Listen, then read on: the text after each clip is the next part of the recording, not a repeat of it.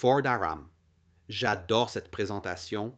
On peut ressentir ce que Ford Motor Company traverse. En 2006, ils prévoyaient de perdre 17 milliards de dollars. 2007 est arrivé et ils essaient encore de trouver un moyen de s'en sortir. Et Alan Mulally et le directeur financier ont pris une énorme décision en 2007 qu'à cause de ce qu'il vient de partager avec vous, ils pouvaient tout renverser et dire ils ont littéralement hypothéqué toute l'entreprise, y compris ils ont hypothéqué et mis en vente l'icône bleue pour obtenir suffisamment de liquidités. Juste après ça, en 2008, la crise financière mondiale frappe, les marchés se figent, personne ne peut obtenir d'argent, General Motors fait faillite, Chrysler fait faillite, et la seule entreprise qui n'a pas besoin de renflouement financier du gouvernement des États-Unis est Ford Motor Company. Donc, nous étions là alors qu'il entrait, et nous regardons ce qui se passe. GM dépose le bilan. L'industrie manufacturière américaine est en lambeaux à cause de la crise financière mondiale. Les taux de fidélité baissent, les gens n'achètent plus de voitures, et c'est difficile partout. Et juste en 2009, alors que Ford commence à stabiliser les choses, Alan Mulally se rend à New York pour rendre visite à quelques-uns de ses enfants adultes et il va faire du shopping dans un Apple Store. Il entre dans l'Apple Store de Manhattan, qui est un magnifique magasin, et il regarde le magasin et tout est si bien agencé et il y avait toutes sortes de produits différents. Et on pouvait voir, comme ici il y avait des iPads en petit, moyen, grand, et des ordinateurs en petit, moyen, grand, et tout était visuellement propre. Et il a dit, et il a eu cette expérience incroyable, et ils étaient amicaux, et ils se sont bien occupés de moi, il a dit que j'ai acheté pour 20 000 dollars de produits. Bon, tout d'abord, il faut être PDG pour avoir 20 000 dollars à dépenser chez Apple. D'accord. Mais il l'a fait, et il a eu cela chez Apple. Et ce qu'il a fait, c'est qu'il est revenu et il a rencontré son équipe de direction et il a dit « Je veux constituer une équipe pour nous aider à construire un ». C'est ce qu'on appelle l'expérience client dans la vente, similaire à celle de l'Apple Store. Nous avons des voitures, des SUV, des véhicules de toute taille, petits, moyens, grands. Comment pouvons-nous prendre cette idée que nous avons ce magnifique portfolio de produits et créer une expérience client lorsque les gens entrent dans nos concessions Ford et Lincoln, qui ressemble à ce que nous avons fait chez Apple? Et c'était le début du projet qui est devenu CEM. C'était Alan Mulally. C'était Alan Mulally. C'est la première fois que j'ai vu quelqu'un sortir d'une boutique en disant que c'est l'expérience de visite que j'aimerais que mes clients aient quand ils entrent dans une boutique. Donc le mouvement de l'expérience consommateur est né. Maintenant, comment faisons-nous cela? Eh bien, ce que Ford a fait, c'est qu'ils ont pris une série de vendeurs, 27 d'entre eux, de tout le pays. Donc, ils ont pris des gens de l'ouest des États-Unis et de l'est, du nord et du sud. Des concessionnaires de grandes villes métropolitaines, ainsi que de petits concessionnaires ruraux, et ils étaient 27, et ils ont dit « Nous voulons créer un grand mouvement d'expérience consommateur ». Nous, chez Ford, avons été dans le passé dans une logique de commandement et de contrôle.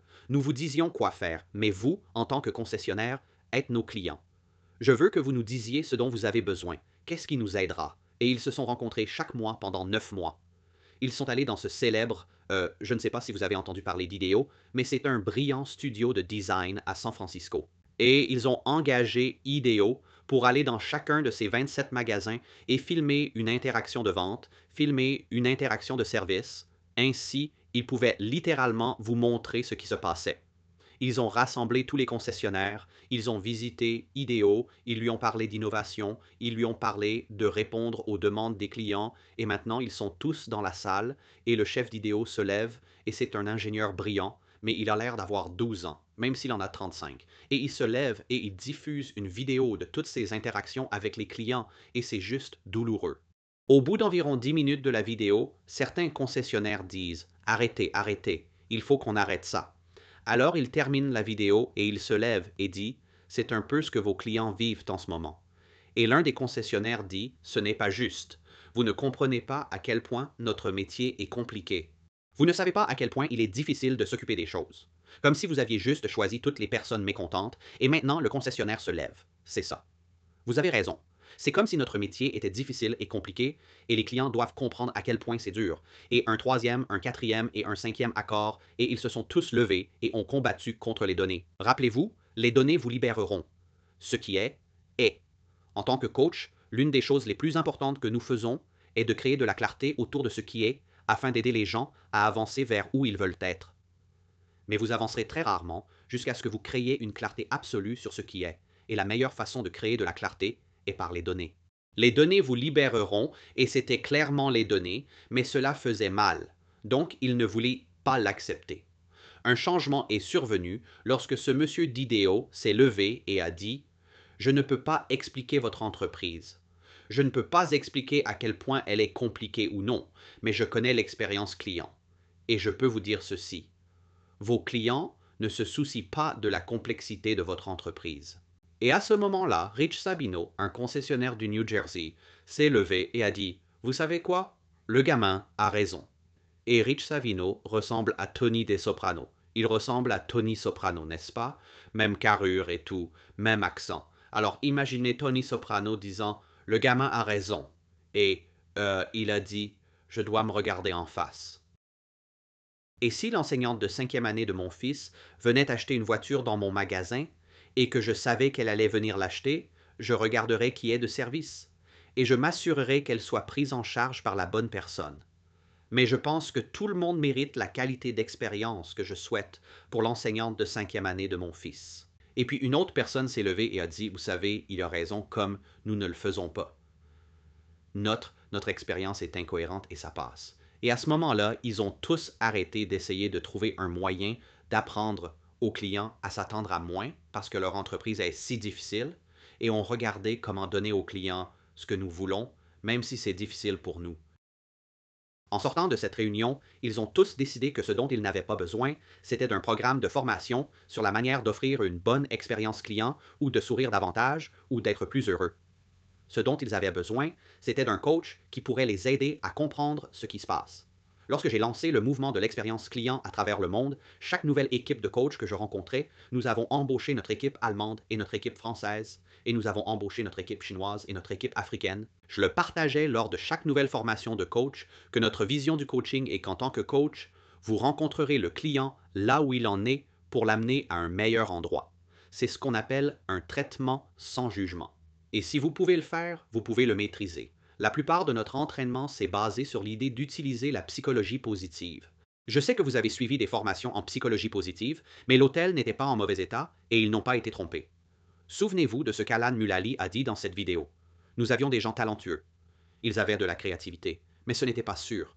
Ils ne pouvaient pas être honnêtes. Ils ne pouvaient pas s'ouvrir. Nous avions besoin d'enlever, pas de le réparer. C'est exactement ce que le vendeur a dit à Ford, c'est que nous n'avons pas besoin d'être fixés, nous ne sommes pas brisés, nous avons besoin d'aide, d'entraînement. Et donc, comme entraîneur, ce que nous avons fait quand nous avons déployé les gens dans le mouvement de l'expérience du consommateur, c'est qu'on les a armés avec des outils de la psychologie positive et des compétences d'entraînement pour qu'ils puissent entrer. Et quand les vendeurs m'ont demandé « Alors Chris, qu'est-ce que tu fais comme entraîneur ?» Ma réponse était la même. Je t'aide à identifier ce que tu fais quand tu es à ton meilleur. C'est la première chose parce que tu as une recette pour le succès et je veux t'aider à la découvrir. Deuxièmement, une fois que nous identifions ce que tu fais de mieux, comment puis-je t'aider à le faire plus souvent, dans plus de situations, dans plus de départements, à travers un plus grand éventail de comportements? Et enfin, comment puis-je t'aider à le faire? Où es-tu? Que fais-tu quand tu es au mieux de ta forme? Comment ai-je su que je pouvais te faire sortir plus souvent?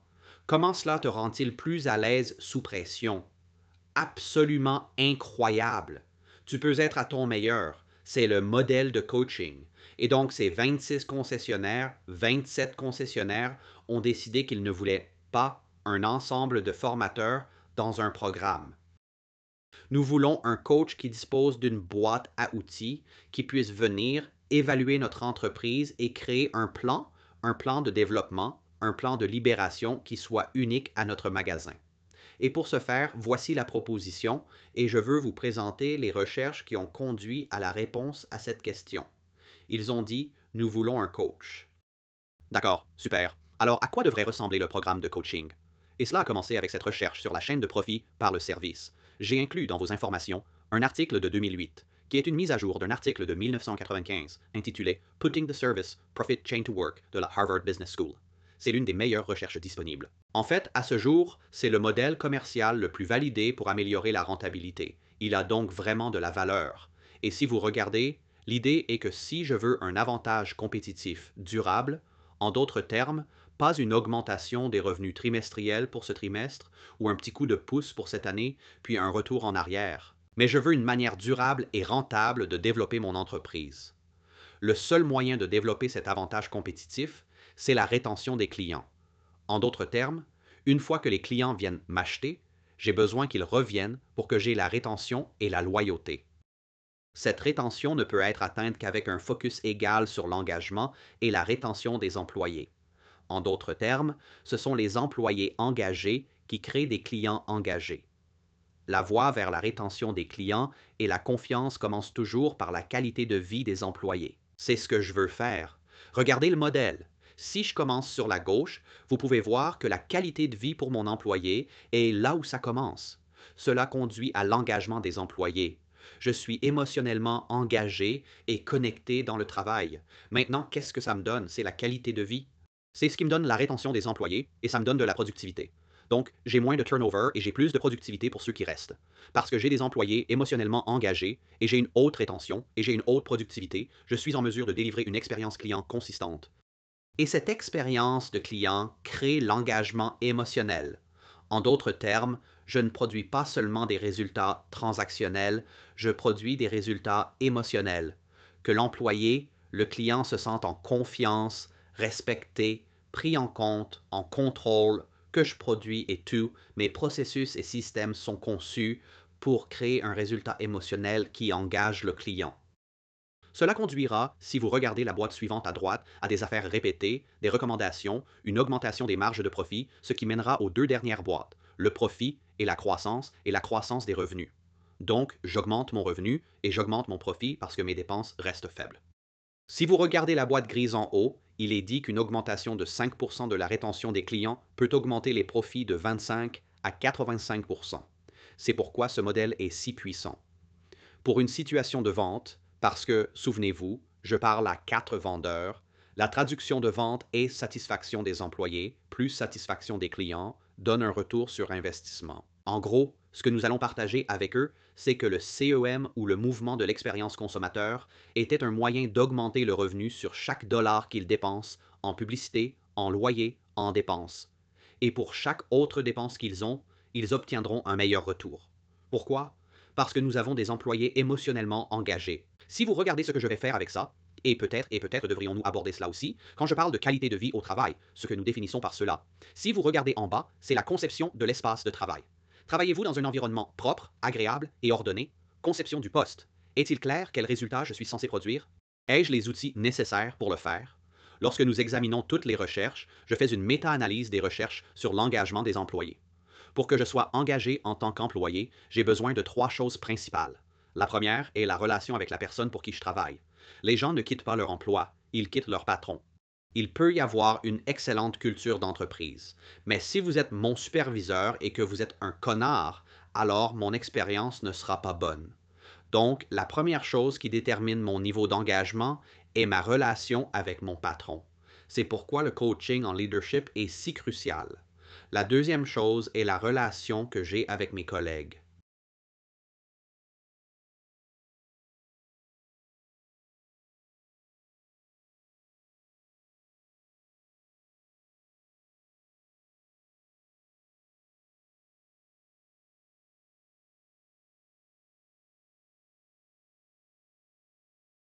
Comme, parce que j'ai travaillé pour vous pendant 5 ans, suis-je plus intelligent?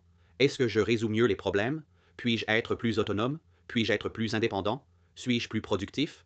Ou, après avoir travaillé pour vous pendant 5 ans, est-ce que je bois plus d'alcool? Est-ce que je fume plus? Ai-je pris 10 kilos? Suis-je divorcé? En d'autres termes, est-ce que toutes les autres sphères de ma vie se détériorent parce que je travaille pour vous? Quel est l'aspect développemental? Les récompenses et la reconnaissance sont-elles appropriées? Dans l'organisation, récompensez-vous l'effort et le fait de rester sur la bonne voie? C'est critique.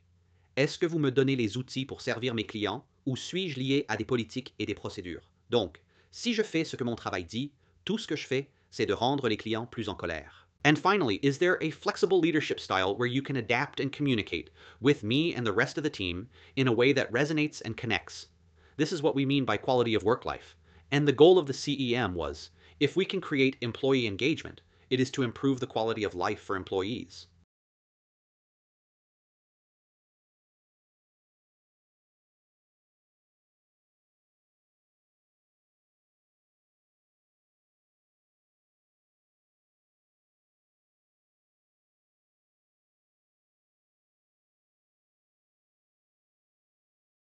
Et c'est là que nous sommes intervenus. C'est là que nous nous sommes concentrés. Premièrement, quel était le niveau actuel d'engagement entre les managers et les employés? Nous avons utilisé des données d'enquête pour le déterminer. Ensuite, nous voulions comprendre pourquoi ces chiffres étaient élevés ou bas. Dans cet environnement unique, quelle est l'alchimie particulière de plaisir et de douleur dans cet environnement? Ensuite, nous avons examiné les données. Notre travail en tant que coach était de faire le lien entre les données et l'expérience client, n'est-ce pas? Comment précisément le niveau d'engagement des employés affecte-t-il le niveau d'engagement des clients? Et nous avons pu démontrer que lorsque l'engagement des employés était faible dans un département, l'expérience client et la rentabilité l'étaient également. Lorsque l'engagement des employés était élevé dans un département donné, l'expérience client et la rentabilité l'étaient aussi. Pour plus d'informations, rendez-vous sur fema.gov. Ensuite, nous allons simplement établir des priorités pour l'amélioration. Où devons-nous améliorer l'engagement des employés et spécifiquement, comment devons-nous ajuster la culture et le style de leadership des managers donnés pour que nous puissions produire l'engagement des employés? Et cela pourrait mener à un plan d'action où nous allons commencer à construire des équipes d'expérience client-employé pour réellement améliorer le processus d'où nous allons. Nous avons simplifié le modèle. Quand la MCI a reçu le contrat pour intervenir et mettre tout cela en place, c'était un très bon modèle académique que je partage avec vous parce que vous êtes des coachs et je veux que vous connaissiez l'étude. Quand nous avons parlé aux managers et aux employés de première ligne, nous avons simplifié cela à ce modèle d'engagement. Le leadership et la culture conduisent à l'engagement des employés. L'engagement des employés conduit à l'engagement des clients. L'engagement des clients conduit à l'advocacy, la loyauté et le profit. Et ça a rendu ça si simple parce que si notre profit, ce n'est pas ce que nous voulons, nous devons regarder notre engagement du client. Où se trouve l'engagement du client? Ensuite, nous devons regarder ce qui se trouve dans l'engagement de l'employé qui conduit à cet engagement du client. Et ensuite, nous allons tout le long de l'extrémité jusqu'au début pour dire où doit-on changer notre leadership et notre culture pour que nous puissions obtenir le mouvement d'accueil que nous cherchons. En faisant cela ensemble, nous avons commencé à examiner, OK, c'est un programme de coaching mondial. Les choses ne sont pas les mêmes en France et en Allemagne qu'elles le sont en Chine et au Japon. Les choses sont différentes en Afrique du Sud et au Nigeria qu'elles le sont, disons, à Dubaï et en Arabie Saoudite. Tu peux aller partout dans le monde et on a lancé CEM à travers l'Europe, l'Amérique du Nord et du Sud, l'Afrique, le Moyen-Orient, la Chine, l'Inde et l'Australie. L'Australie est l'un de mes endroits préférés. Si jamais vous en avez l'occasion, vous devez y aller. Voici quelques-unes des choses que nous avons découvertes. Il existe une base neurochimique biologique à l'engagement. En d'autres termes, la connexion et l'engagement transcendent la culture, transcendent la nationalité, transcendent la langue. Et lorsque vous fonctionnez à un niveau neurobiologique, il y a des éléments qui sont similaires partout dans le monde. Et ce sont les 4 éléments que nous avons trouvés qui favorisent l'engagement des clients et des employés. Je veux que vous réfléchissiez à la puissance de cela. Du point de vue d'un client, si je ressens un sentiment de confiance, je vais me sentir plus engagé émotionnellement. Rappelez-vous, une partie de la raison du processus est de créer un résultat émotionnel que le client peut ressentir et avec lequel il peut raisonner. Cela mènerait à un sentiment, une fois que je te fais confiance, de contrôle de ma part. Je ne suis pas manipulé, je ne suis pas exploité, je ne suis pas manipulé. On me vend quelque chose, je ne suis pas forcé ou contraint à quoi que ce soit, mais j'ai un sentiment de contrôle sur le temps, la vitesse, le processus, le rythme, la manière dont nous avançons. Parce que j'avais un sentiment de confiance, parce que j'avais un sentiment de contrôle, j'ai pu établir un sentiment de relation et de connexion. Comme, tu me comprends, je te comprends, tu as un nom, tu as une histoire, et je connais ton nom et ton histoire, et tu connais mon nom et mon histoire, et que nous sommes de vraies personnes avec des noms et des histoires qui se connectent, pas seulement deux personnes qui effectuent une transaction, ce qui a finalement conduit à une idée profondément ressentie de respect en tant que client. Je me sentais vu en tant qu'individu, je me sentais entendu en tant qu'individu et je me sentais compris en tant qu'individu. C'est ce que nous voulions par respect. Maintenant, chaque fois que je disais que j'étais allé dans un autre pays, je faisais cette présentation. Et chaque fois que j'y allais, je recevais la même réponse. Donc, quand je suis allé de l'Est des États-Unis à l'Ouest des États-Unis, je suis passé de Boston, où je parlais aux vendeurs là-bas, à San Francisco, où je parlais avec les vendeurs, les gens de la côte Ouest. Et j'ai partagé quelques exemples de ce qui fonctionnait et des retours positifs. Et l'une des personnes a levé la main et a dit « Chris, je comprends que ça marche à Boston, mais la Californie, c'est différent. Comme ça ne marchera pas ici. » Puis, quand nous sommes allés à l'international, je me souviens que j'étais en Californie, j'étais en Amérique du Sud, et je parlais à un groupe de vendeurs, et ils ont dit « Chris, Ça peut marcher en Amérique du Nord, mais ça ne marche pas en Amérique du Sud. Sonia Guevara, qui est notre coach principal pour l'Europe, allait en Allemagne et partageait des exemples et disait: oui, Sonia, ça marche en France, mais pas en Allemagne, nous sommes différents. Et Sonia est d'origine espagnole, et elle est allée en Espagne, et elle dit: oui, écoutez, ça peut marcher en France et en Allemagne, mais pas en Espagne, nous sommes différents. Et elle parle espagnol, comme si elle venait d'Espagne. Le meilleur exemple que je puisse vous donner est que partout où je suis allé, j'ai eu cela. Mais la Thaïlande était ma préférée. Donc, je suis en Thaïlande et nous avons toute l'Asie du Sud-Est. Nous avons tous les concessionnaires d'Australie, du Vietnam, du Cambodge, de Thaïlande, toute l'Asie du Sud-Est. Je leur fais une présentation et dans la salle se trouve la présidente du conseil des concessionnaires pour la Thaïlande et c'est une femme d'affaires incroyable, une excellente propriétaire. Elle est très respectée dans la communauté et j'en suis arrivé à ce point et elle a levé la main et elle a dit: Chris, je dois te dire, je veux dire, j'apprécie que cela puisse fonctionner en Europe et que cela puisse fonctionner en Amérique du Sud et que cela puisse fonctionner en Amérique, mais tu dois comprendre, c'est différent en Asie du Sud-Est et la Thaïlande est différente. Et elle essayait d'être authentique et sincère, mais c'était le même genre de résistance que j'ai toujours rencontré. Souvenez-vous, les données vous libéreront. Maintenant, d'après mon expérience de voyage à travers le monde, j'ai eu de très bonnes expériences clients et de très mauvaises expériences clients dans presque tous les pays où je suis allé. La meilleure, la plus cohérente expérience client que j'ai jamais vécue, c'est en Thaïlande. Presque partout où je suis allé, hôtel, restaurant, il y avait juste, c'est presque comme une obsession dans la culture d'être incroyablement excellent pour servir les gens et prendre soin d'eux, offrir une expérience client exceptionnelle. C'est irréel, contrairement à tout ce que j'ai jamais vécu. Et je lui ai dit cela. Et j'ai dit: maintenant, laissez-moi vous poser une question. Dans votre culture en Thaïlande, quelle est l'importance de la confiance?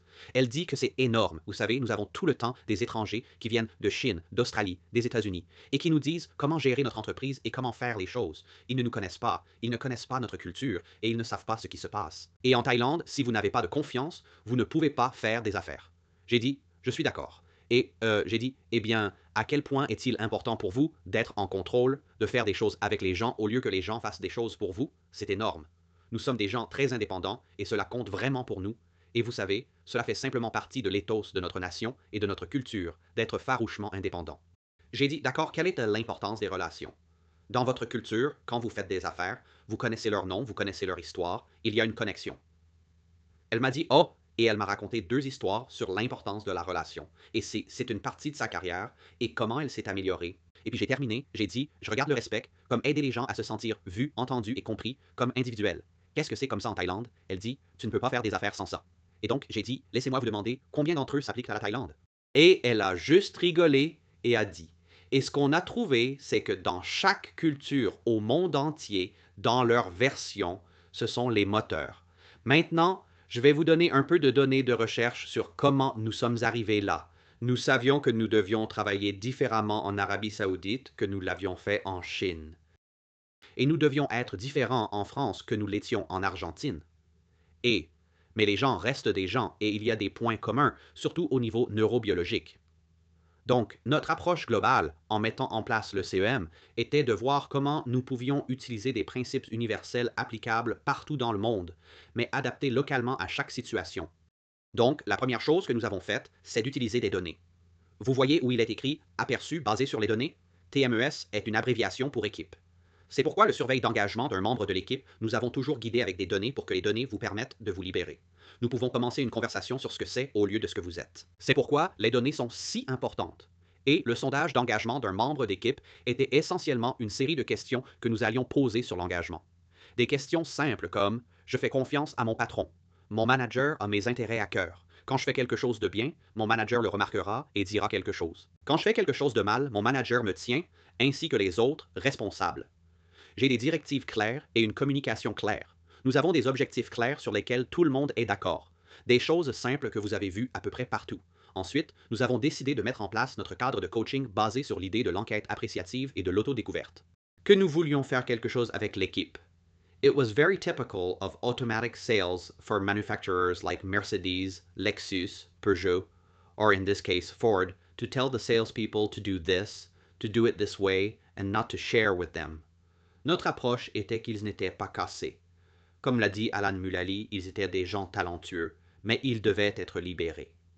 Notre point de vue, la façon de l'enlever, c'est d'allouer l'enquête appréciative, où ils pourront voir par eux-mêmes, prendre les données, les traduire en insights, puis transformer ces insights en actions, puis transformer les données en dollars pour améliorer la rentabilité. Nous allions nous concentrer sur les techniques et outils de la psychologie positive afin que tout notre travail soit ancré dans ce que vous faites de mieux quand vous êtes à votre meilleur. Comment le faire plus souvent? Comment le faire de manière cohérente sous pression? Nous allions passer de l'envoi d'un formateur à l'envoi d'un coach. La plupart de notre attention était concentrée sur la réduction de ce que nous appelions l'écart entre savoir et faire. À notre avis, il n'était pas nécessaire, les gens ne manquaient pas de connaissances sur la façon de s'occuper d'un client, ils ne manquaient pas de connaissances sur la façon d'être aimable, et ils n'avaient certainement pas besoin d'un cours de formation pour s'entraîner à sourire. Ce dont ils avaient besoin, c'était de ne pas travailler pour un connard qui vous désengageait et vous démotivait à chaque réunion. La plupart des gens n'ont pas de fossé entre savoir et faire. Ils ne manquent pas de connaissances sur ce qu'il faut faire, ils ne font pas ce qu'ils savent. En fait, pensez-y, dans une relation intime entre un mari et une femme, dans une relation familiale entre un parent et un enfant, dans une relation managériale entre un manager et un employé, je n'ai jamais, en 25 ans de carrière de coaching, dit « Hey, tu sais, quand tu cries sur les gens et que tu leur dis qu'ils sont des connards, ça les fait parfois se sentir mal. » Personne ne m'a jamais dit « Non, je n'avais aucune idée ». Vraiment? Bien sûr qu'ils le savent. Les gens ne manquent pas de connaissances sur ce qu'il faut faire pour avoir un meilleur mariage. Ils ne manquent pas de connaissances sur ce qu'il faut faire pour avoir une meilleure relation parent-enfant. Ils ne manquent pas de connaissances sur ce qu'il faut faire pour avoir une meilleure relation managériale. Ils ne font pas ce qu'ils savent. Et la plupart du coaching consiste à aider les gens à surmonter leur résistance à ce qu'ils savent faire, puis à les aider à le faire plus souvent, plus régulièrement et sous pression. Nous avons vraiment opéré un changement majeur dans notre coaching et c'est là que nous utilisons les données pour nous concentrer sur la construction de l'engagement et de l'effort discrétionnaire plutôt que sur la conformité. Donc, l'effort discrétionnaire, c'est que vous pouvez me payer, n'est-ce pas, un travail pour me présenter et vous pouvez acheter mes mains, n'est-ce pas? Vous pouvez me payer X dollars de l'heure ou ce salaire pour me présenter et faire le travail. Vous pourriez même me payer un petit bonus supplémentaire pour acheter mon esprit, mes idées et mes pensées si vous êtes prêt à les écouter. Mais quoi qu'il en soit, vous ne pouvez pas acheter mon cœur.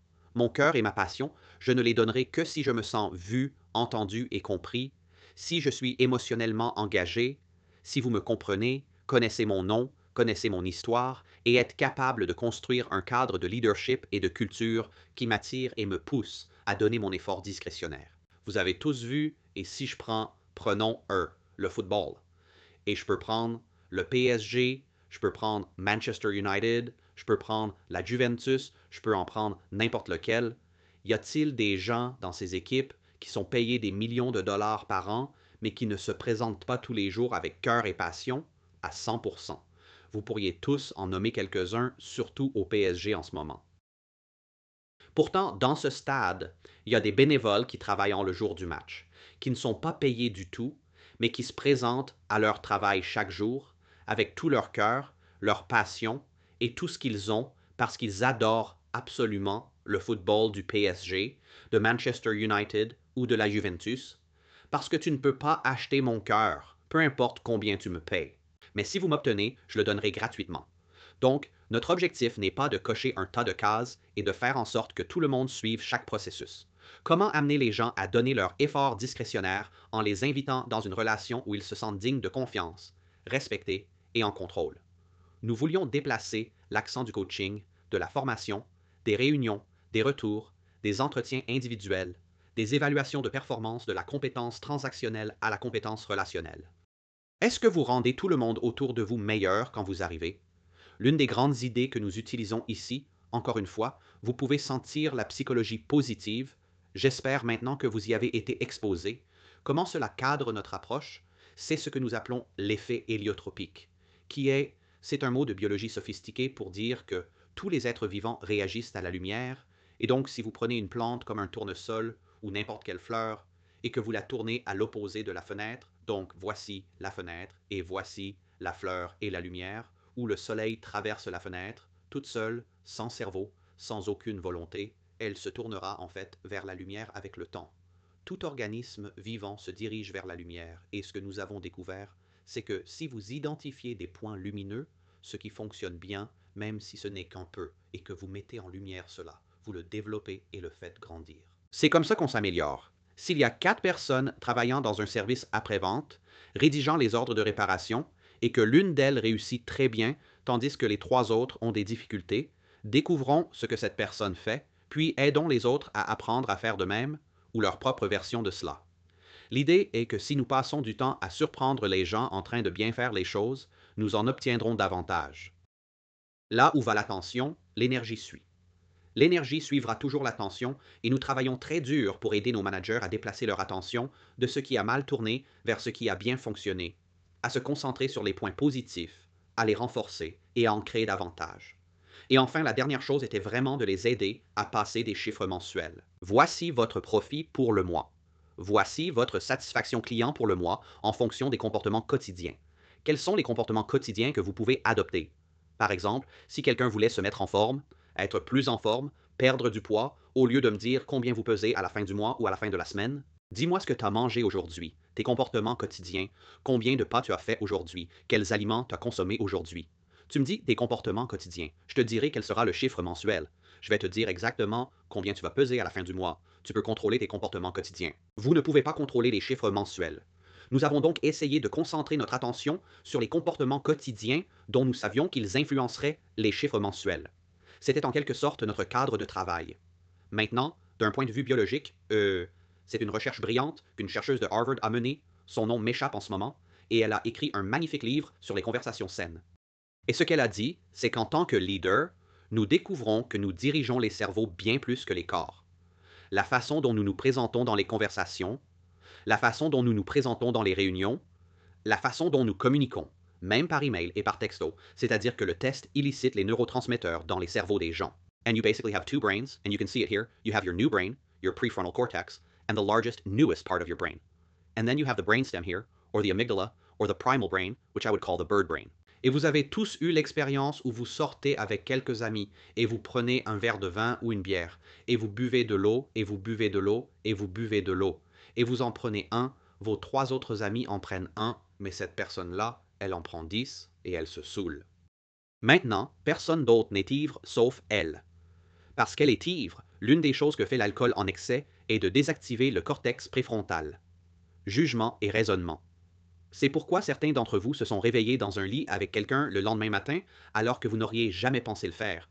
Je dis juste parce que cela désactive le jugement et le raisonnement et quand cela arrive, votre jugement se détériore. Alors, cette personne commence à parler et à raconter des blagues et elle pense qu'elle est très drôle. Mais personne d'autre ne la trouve drôle parce qu'elle vit une expérience singulière. Pourquoi?